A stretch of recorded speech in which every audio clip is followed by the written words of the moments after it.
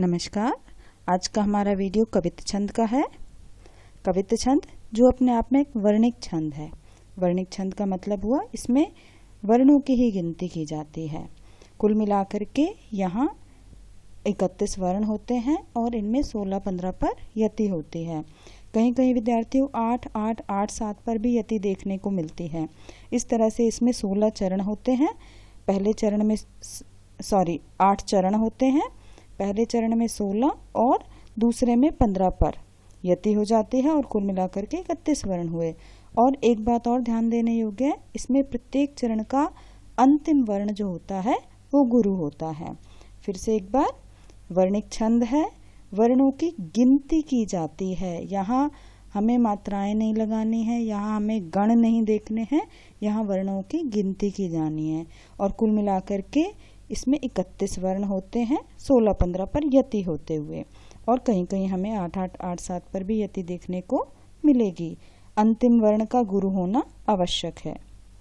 उदाहरण देखते हैं। पात भरी सहरी सकल सुत बारे बारे, केवट की जाति कछु वेद न पढ़ाइयो, मेरो परिवार सब याही लागी राजा जो हो, दीन बित्तहीन कैसे दूसरी गढ़इयो, गौतम की घरनी जो तरनी तरेगी मेरी, प्रभु सो निषाद भय की बात न बढ़इयो, तुलसी के ईस राम रावरे सो साची कहो, बिना पग धोए नाथ नाव न चढ़इयो। अब यहाँ हम देखेंगे कि प्रत्येक लाइन जो है इसमें वर्णों की हम गिनती करेंगे, कोई मात्रा नहीं लगाएंगे, वर्णों की गिनती करते हैं। पात में 2 वर्ण हैं, भरी में 2 वर्ण हैं, 4 वर्ण हुए, और ये 3 हैं तो 7, ये भी 3 हैं 10, ये 2 हैं 12, और ये भी 2 हैं 14, और ये 2 हैं 16 वर्ण इस लाइन के हो गए।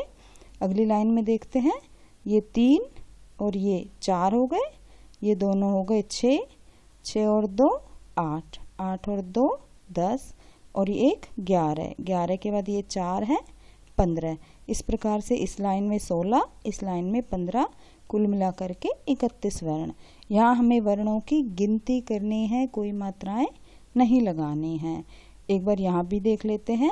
2 वर्ण, 2 और 4 6, 6 और 2 8, 8 और 2 10, 10 और 2 12, 12 और 2 14, 15 और ये 16। यहाँ 16 पर यति हो गई। फिर 2 4 6 8 और 3 11 और 4 15, 16 और 15, कुल मिलाकर के 31 वर्ण हैं। हमें देखने को मिलेगा कि यहाँ 31, ये 31, ये 31 और ये 31, और 16-15 पर यति हो रही है। अगला उदाहरण देखते हैं। इंद्र जिमि जंभ पर, बाड़व सुअंभ पर, रावण सदंभ पर, रघुकुल राज है, पौन वारिवाह पर, शंभु रतिनाह पर, ज्यों सहस्त्र बाहु पर, राम द्विज राज है, दावा द्रुम दंड पर, चीता मृग झुंड पर, भूषण वितुंड पर, जैसे मृग राज है, तेजतम अंश पर, कान्ह जिमि कंस पर, त्यों म्लेच्छ वंश पर, शेर शिवराज है। यहाँ भी हम देख लेते हैं। ये 2 वर्ण हुए, 2 के बाद ये 2 4, 4 और 2 6, 6 और 2 8, 8 और 3 11, 11 और 3 14 और 2 16, 16 के बाद यति है। यहाँ देखेंगे 3 और 3 6 और 2 8, 8 और ये 4 12, 12 और 2 14 और 1 15।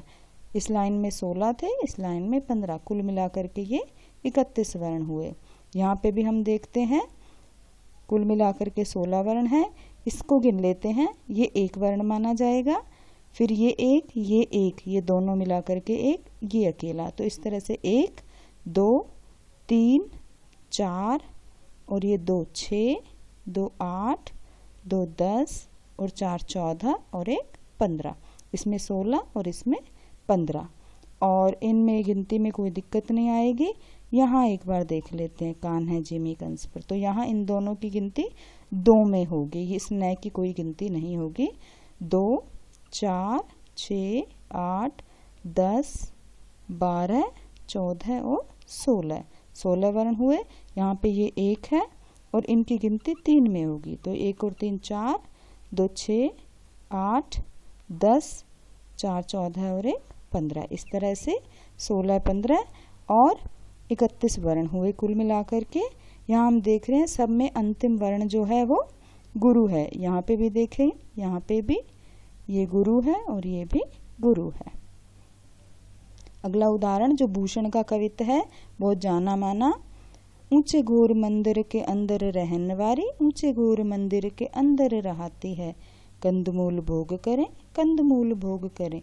3 बेर खाती तेवे 3 बेर खाती है।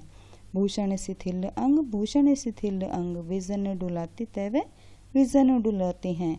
भूषण बनत शिवराज वीर तेरे त्रास, नगन जड़ाती तेवे नगन जड़ाती हैं। यहाँ पे भी हम देख रहे हैं, गिन सकते हैं हम, ये सारी मात्राएं कुल मिलाकर के 16 हैं। 16 पर यति हो रही है। इस लाइन में ये मात्राएं 15 हैं। कुल मिलाकर के 31 वर्ण हैं। इस लाइन में भी 16 और इस लाइन में 15। यहाँ हमें 8 8 8 7 की यति भी देखने को मिल रही है।